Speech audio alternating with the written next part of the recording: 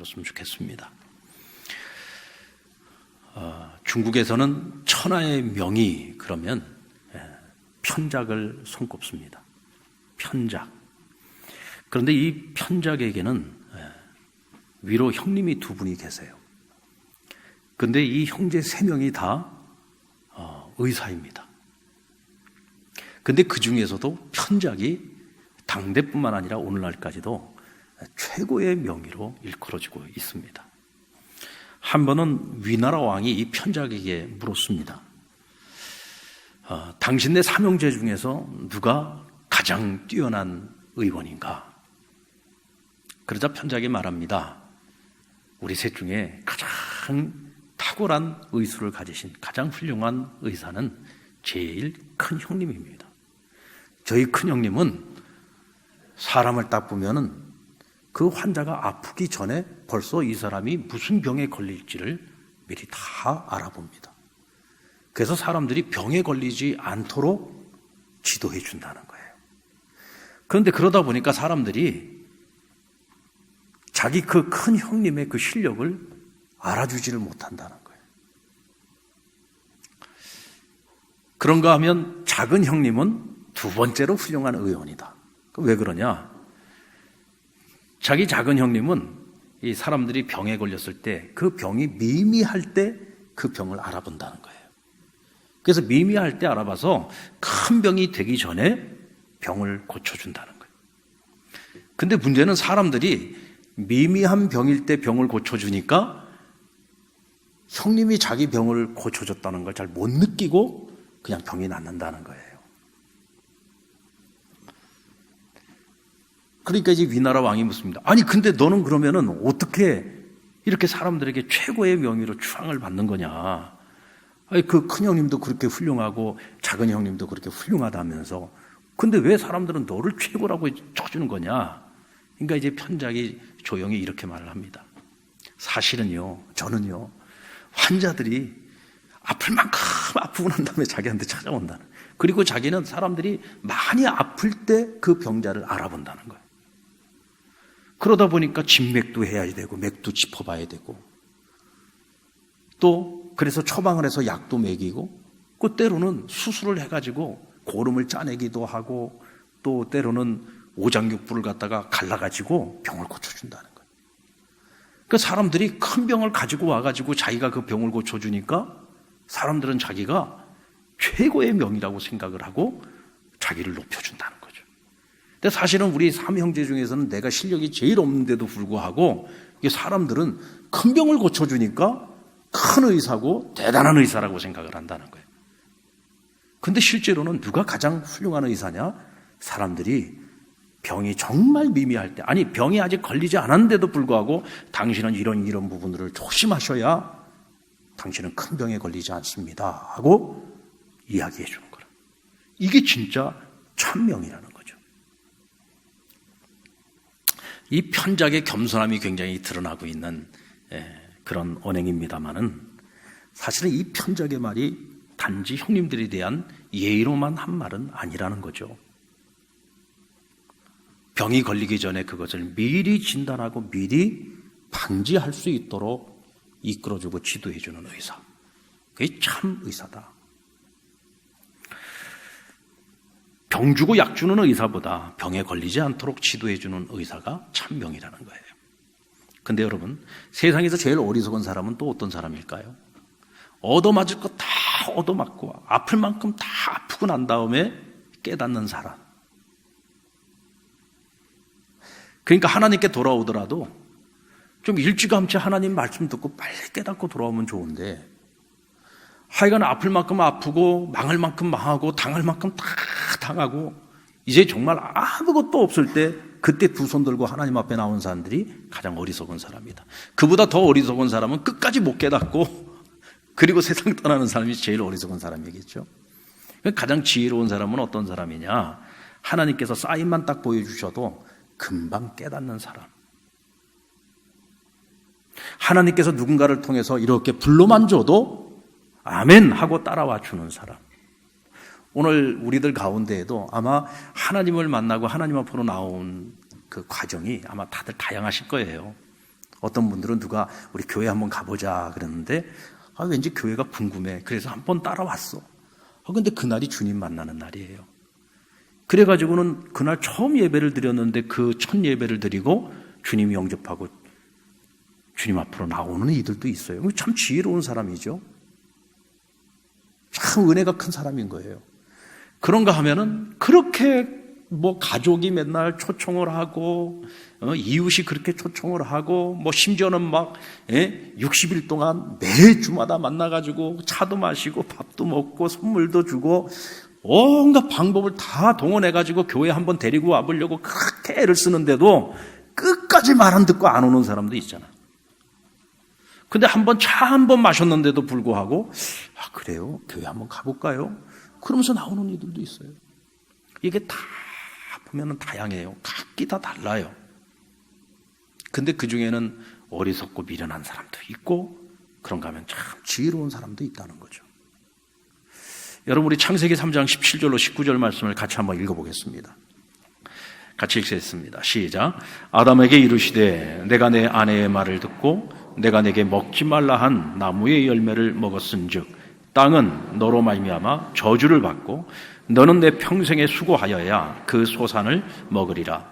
땅이 내게 가시덤불과 엉겅퀴를 낼 것이라. 내가 먹을 것은 밭의 채소인즉 내가 흙으로 돌아갈 때 얼굴에 땀을 흘려야 먹을 것을 먹으리니 내가 그것에서 취함을 입었음이라. 너는 흙으로 돌아갈 것이니라 하시니라. 아멘. 여러분 불순종의 대가가 이렇게 혹독한 겁니다. 오늘 말씀을 준비하면서 깊이 생각을 해보세요. 왜 그럴까? 생각을 해보니까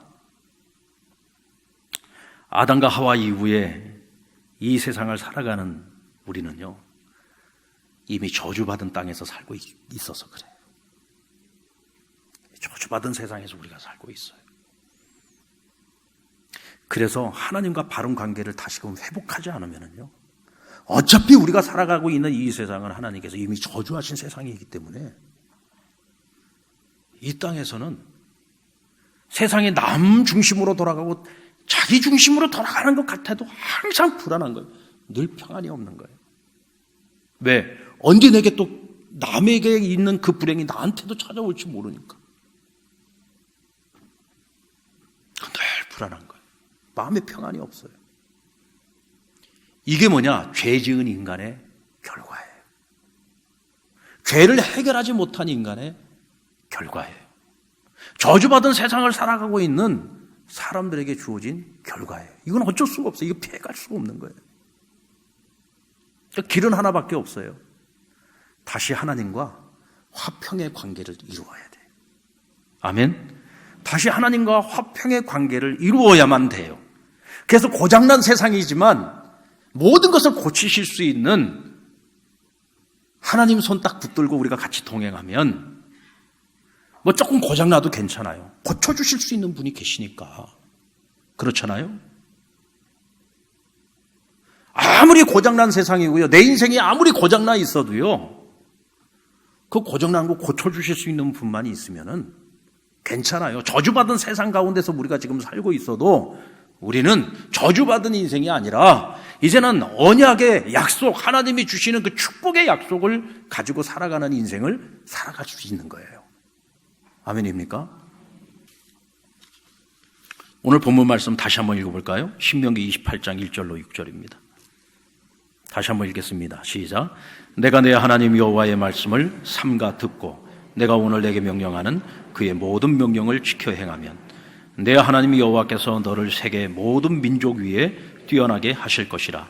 내가 내 하나님 여호와의 말씀을 청종하면 이 모든 복이 내게 임하며 내게 이르리니 성읍에서도 복을 받고 들에서도 복을 받을 것이며 내 몸의 자녀와 내 토지의 소산과 내 짐승의 새끼와 소와 양의 새끼가 복을 받을 것이며 내 광주리와 떡반죽 그릇이 복을 받을 것이며 내가 들어와도 복을 받고 나가도 복을 받을 것이니라. 아멘. 자, 이제 하나님께 택함을 받은 이스라엘 백성들, 이제 하나님과 함께 동행하는 백성들이 된 거예요. 이스라엘은. 근데 이 이스라엘이 하나님과 동행하는 백성이 됐는데 이 하나님과 영원히 함께 동행을 하면서 하나님의 백성들에게 하나님께서 약속하신 복이 있어요. 축복의 약속이 있어요. 이 축복의 약속을 이스라엘 백성들이 언제까지나 영원토록 누릴 수 있는 길이 무엇인지를 오늘 하나님께서 모세를 통해서 말씀해 주신 거예요. 자, 이스라엘이 하나님이 주시는 모든 복을 누릴 수 있는 길. 자, 오늘 우리에게로 말하면 예수 믿는 우리가, 그리스도인인 우리가, 하나님의 자녀인 우리가 하나님이 약속하신 모든 복을 받아 누릴 수 있는 길이 뭐냐? 그 길은 한 가지밖에 없대요. 그게 뭡니까? 하나님 말씀 듣고 그 말씀을 지켜 행하면, 또 여호와의 말씀을 너희가 듣고 쫓아가면, 그래서 청종하면 하나님께서 이런 복을 주시겠다 약속을 해주셨어요. 한마디로 말해서 순종하라는 거예요. 한번 따라 볼까요? 순종하면 복이 임합니다. 무엇에 순종해요? 하나님 말씀에 순종하라는 거예요. 말씀에. 하나님께서는 우리가 하나님이 주시는 복을 누릴 수 있는 길을 가르쳐 주셨어요. 방법을 가르쳐 주셨어요. 그것이 뭐냐? 하나님의 말씀인 거예요. 그러니까 뭐 맨날 하나님 복 주세요, 복 주세요 하지 말고 하나님 말씀을 쫓아서 너희가 순종하며 살아가라는 거예요. 그러면 너희가 맨날 달라고 하지 않아도 오히려 너희가 하나님이 약속한 모든 복을 누릴 수 있다는 거예요. 오히려 우리가 하나님 말씀에 순종하면서 살아가면서 하나님이 주시는 복을 받아서 누리게 되죠. 그러면 어쩌면 우리가 하나님 앞에 나 자신을 위한 기도는 이제 더 이상 안 해도 될 거예요. 우리가 기도해야 된다면 이제 무엇을 위해서 기도해야 되느냐? 나라와 민족을 위해서 기도하고 먼저 하나님 나라를 위해서 기도할 뿐이죠. 나를 위해서 기도할 것도 없어요. 왜? 하나님 말씀을 청종하고 말씀을 따라서 행하고 살아가면 하나님께서 이런 복을 주시겠다고 했어요. 어떤 복을 주시겠다고 했습니까? 모든 민족 위에 뛰어나게 만드시겠다고 했어요. 모든 민족 위에 뛰어나게 하시겠다고 했어요. 너에게 속한 모든 것들을 축복하시겠다고 했어요. 자녀들도 하나님 축복하시겠다고 했어요. 내 집의 종들도 축복하시겠어요. 짐승들도 축복하시겠다고 했어요. 내가 손을 대는 모든 일을 내가 복 주겠다고 약속하셨어요. 아멘. 심지어는 너희가 들어가도 복을 받고 나가도 복을 받는데요. 세상에 하나님이 복 주시겠다는 말씀이요, 이 짧은 구절 속에 가장 많이 들어있는 말씀이 바로 이 말씀이에요. 하나님이 보면은 뭐 웬만해가지고 복 주겠다 이런 얘기 잘 안 하시거든요. 근데 이 말씀에는 보면은 계속 복 주겠다, 복 주겠다, 복 주겠다는 말씀이 계속 나와요. 근데 그 모든 복이 임하는 통로는 오직 뭐다? 한 가지밖에 없어요. 바로 순종이에요. 그런 의미에서 우리가 받을 수 있는 가장 큰 복, 그것은 하나님께서 우리와 함께 하시는 겁니다. 아멘. 하나님만 우리와 함께 하시면 돼. 이 고장난 세상을 살아가도 하나님만 계시면 돼요. 근데 반대로 생각하면 이 고장난 세상을 살아가면서 하나님의 도움 없이 살아간다면 그것이 저주가 아니겠습니까? 하나님의 도우심 없이 살아가는 인생, 그게 저주 아니겠어요? 자, 하나님의 도우심을 받고 있지 않는데도 지금 내 삶이 형통해요. 자, 그 형통한 그 사람이 평안할까요? 평안하지 않아요. 가진 게 많다고 평안한 게 아니에요. 하는 일이 잘 되고 있다고 평안한 게 아니에요. 항상 불안해요. 그게 저주예요. 그러나 하나님과 함께 하고 있는 인생, 하나님의 도우심을 받으면서 살아가는 우리는 지금 좀 일이 안 풀려도 그것 때문에 불행하다고 하지 않아요. 잠시 불안할 수는 있겠죠. 근데 또 기도하다 보면 다시 하나님 내 마음에 평안을 주세요. 또 기도하다 보면 다시 용기가 생겨요. 또 기도하다 보면 소망이 생겨요. 그러면서 우리는 매 순간마다 하나님이 주시는 평안을 누리면서 살아가는 거예요. 이것이 뭐냐? 하나님과 동행하는 자들이 누리는 축복이에요.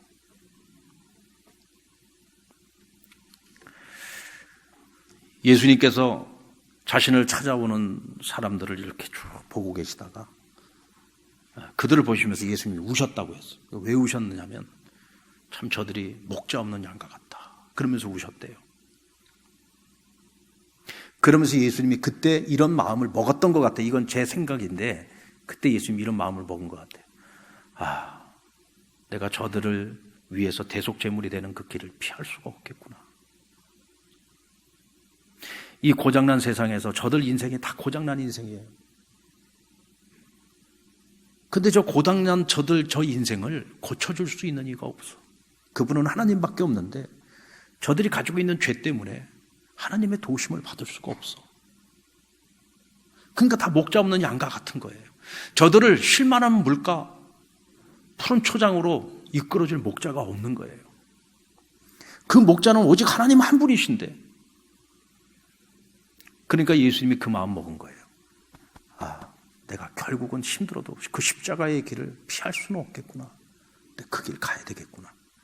그때 하나님께서, 예수님께서 그 마음을 먹으셨다는 거죠. 이것이 여러분 바로 십자가의 사랑 아닙니까?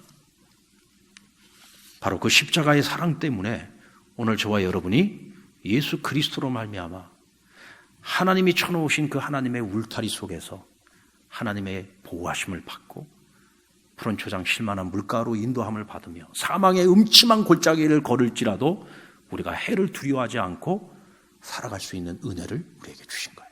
저와 여러분이 주 안에서 누리는 복으로 누릴 수 있기를 바랍니다. 하나님 말씀 앞에 순종하기를 바랍니다. 순종 어려워요. 쉽지 않습니다.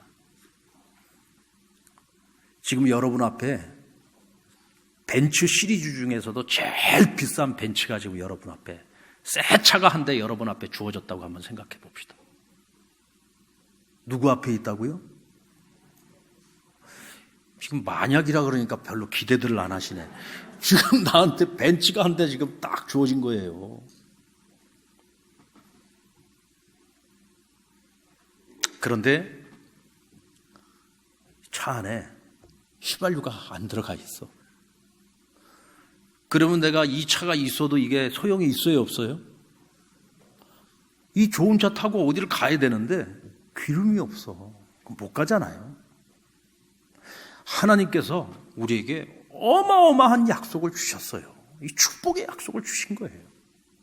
그런데 아무리 하나님께서 우리에게 축복의 언약으로 우리에게 약속을 해 주셨어도 우리가 순종이라고 하는 휘발유가 들어가지 않으면요, 벤츠 자동차가 쓸모없는 하나의 장식품에 불과한 것처럼 하나님 우리에게 아무리 많은 축복의 약속을 주셨어도 내가 순종하지 않으면 다 그림의 떡인 거예요.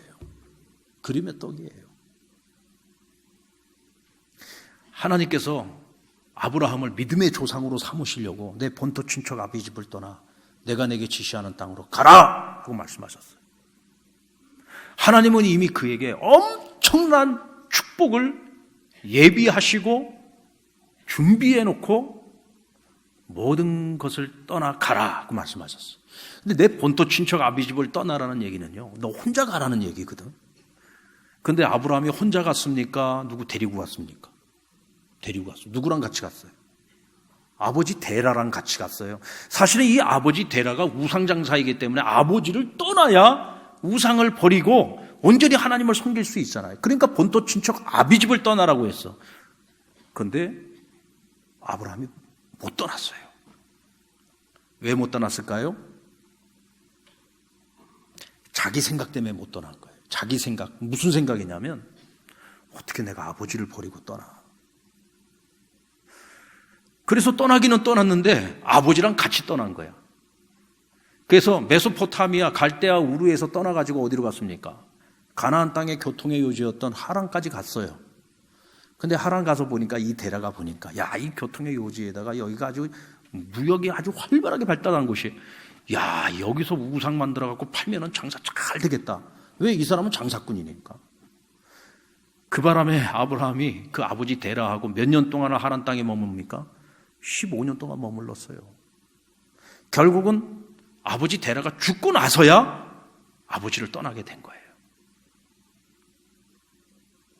왜 우리가 하나님 명령, 하나님 말씀 앞에 순종을 못하느냐?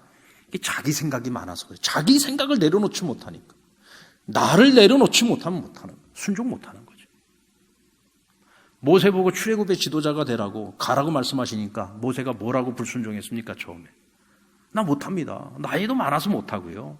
제가 언변이 부족해서 못하고요.